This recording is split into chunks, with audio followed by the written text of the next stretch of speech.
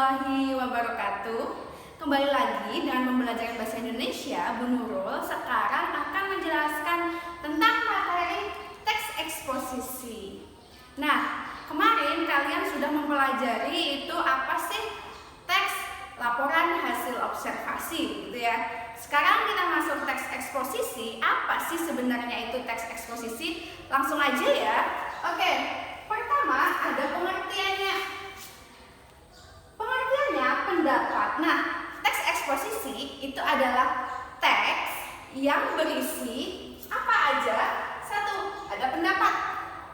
Yang kedua, ada argumen. Terhadap apa kita menyampaikan pendapat, kita menyampaikan argumen itu untuk apa? Terhadap sesuatu agar pembaca mengetahui informasi yang akan disampaikan. Nah, kita menyampaikan informasi harus apa? Harus informatif. Berisi informasi apa sih yang akan disampaikan oleh penulis kepada si pembaca itu. Ya, selanjutnya ciri-cirinya. Yang pertama harus informatif, tadi Ibu sampaikan. Apa informatif? Informatif itu berisi informasi yang akan disampaikan.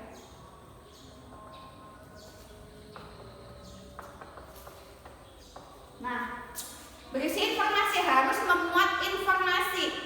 Tidak boleh kalian membuat teks eksposisi tapi tidak berisi informasi.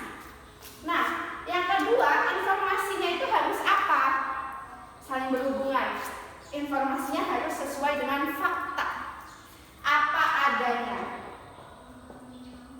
Apa adanya, tidak dibuat-buat.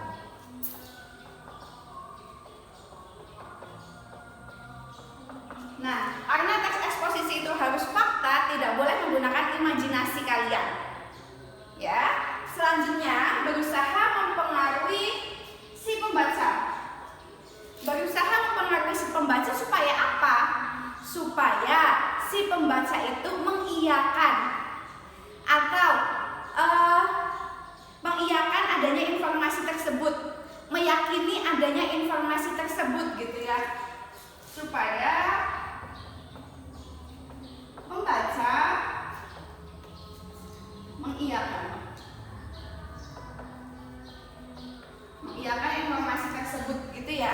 Nah, selanjutnya kalau sudah membuat informasi yang bersifat fakta dan berusaha mempengaruhi si pembaca, teks eksposisi harus menggunakan bahasa yang baik dan benar sesuai dengan ejaan yang disempurnakan. Ejaan yang disempurnakan itu harus baku. Ya, tidak boleh kalian bilang tidak tapi bertuliskan GAK, gak gitu, nggak boleh.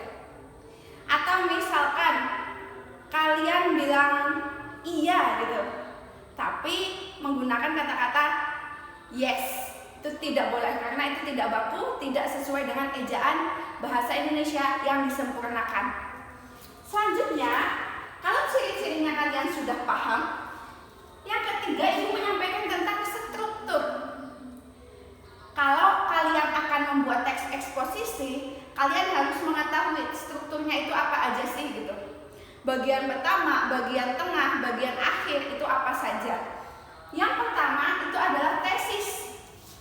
Tesis dalam eksposisi bukan seperti skripsi ya, beda. Tesis itu pengenalan isu. Mengenalkan apa sih yang akan disampaikan kalian. Seperti itu. Pengenalan isu.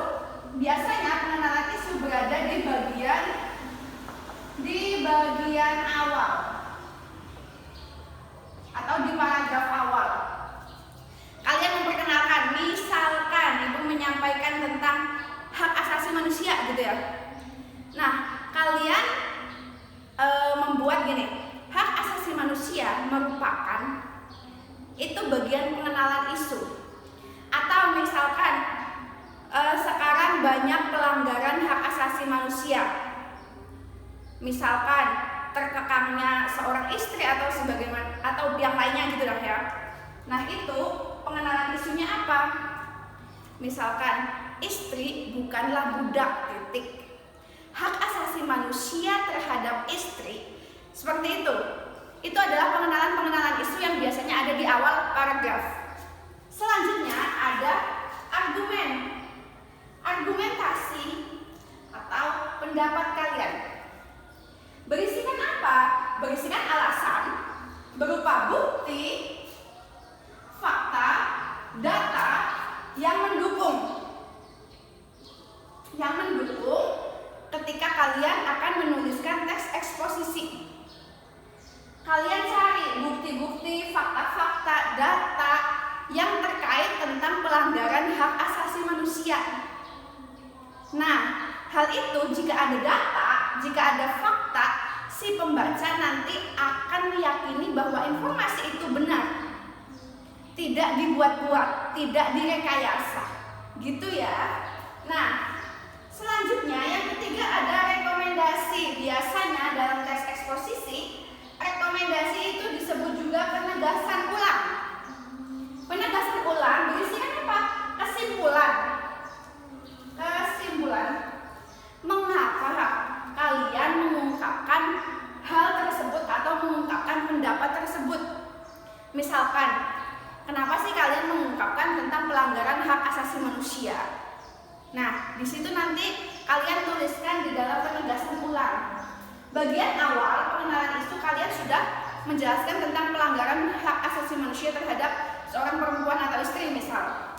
Nah, pendapatnya kalian menguatkan bukti, fakta, data yang logis, yang apa adanya. Kemudian di penegasan ulang kalian membuat kesimpulan dari awal pengenalan isu, penyampaian pendapat, kemudian kalian simpulkan dari dua ini, dari tesis dan argumen, kalian simpulkan mengapa mengungkapkan hal tersebut. Paham ya?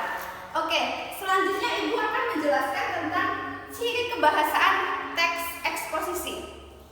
Yang pertama, itu ada pronomina persona.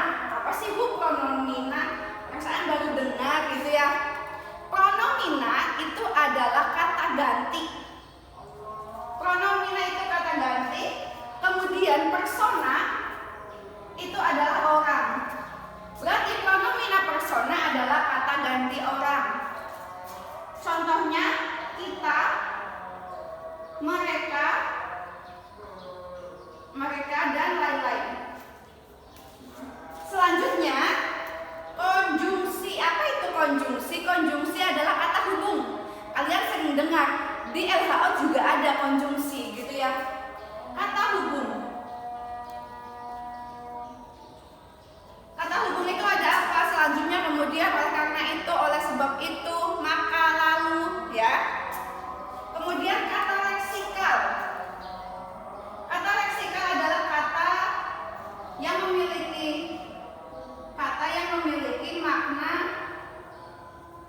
yang sebenarnya.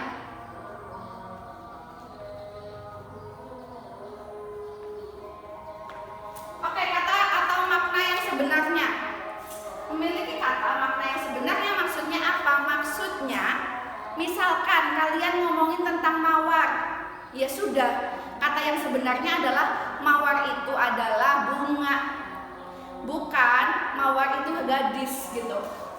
Nah, kalau mungkin kalian akan membuat puisi, kalian akan menjelaskan atau akan ngomong jika di dalam kata-kata mawar itu adalah memiliki makna gadis gitu ya. Itu bukan makna leksikal.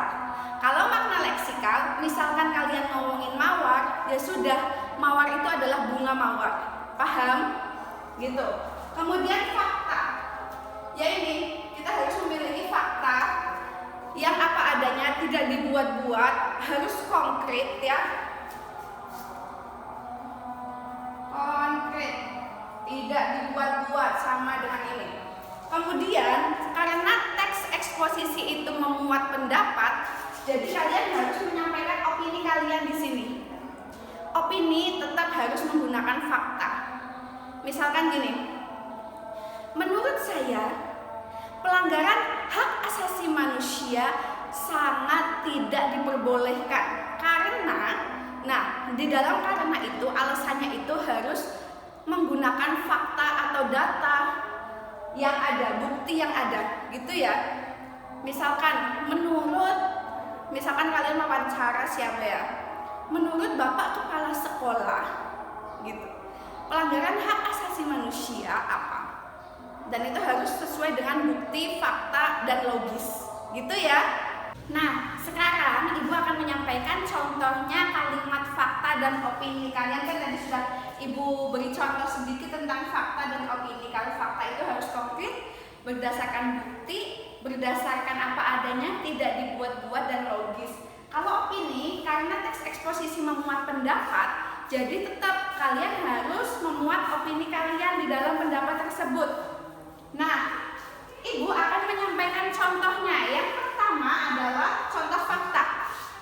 Kalian bisa baca, Kementerian Hukum dan HAM, Hak Asasi Manusia, hingga tanggal 13 Mei 2013 mencatat data 158.812 narapidana dan tahanan di Indonesia berjumlah 51.899 orang, diantaranya terkait dengan kasus narkoba.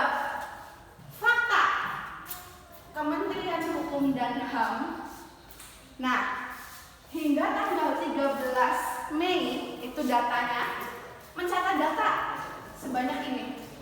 Kemudian ini juga termasuk data diantaranya terkait dengan kasus narkoba. Itu adalah fakta, memiliki data yang akurat, ya. Selanjutnya opini. Selain kata menurut saya, menurut ini, itu juga boleh menggunakan, misalkan nih, di sini penulis menganggap dirinya adalah sebagai generasi muda. Sebagai generasi muda, calon bangsa sudah seharusnya. Nah, kata-kata seharusnya itu kan menurut dia. Tapi memang sesuai dengan fakta, seharusnya menyiapkan diri menjadi generasi yang berkualitas. Supaya apa? Misalkan supaya tidak terjerat dengan kasus narkoba misalkan. Nah, itu adalah sesuai fakta, tapi menurut dia, menurut dia sebagai generasi muda dan calon penerus bangsa ini, menggunakan kata-kata seharusnya yang dia ungkapkan harus, gitu kan, berarti kan pendapat ya. Menyiapkan diri menjadi generasi yang berkualitas. Nah, kenapa dia mengungkapkan menyiapkan diri menjadi generasi yang berkualitas? Pasti ada alasannya. Mungkin karena sekarang banyak generasi muda yang terjerat kasus narkoba. Seperti itu. Paham ya? Mungkin itu saja yang Ibu sampaikan. Semoga kalian sehat selalu di rumah. Stay safe. Sekian. Wassalamualaikum warahmatullahi wabarakatuh.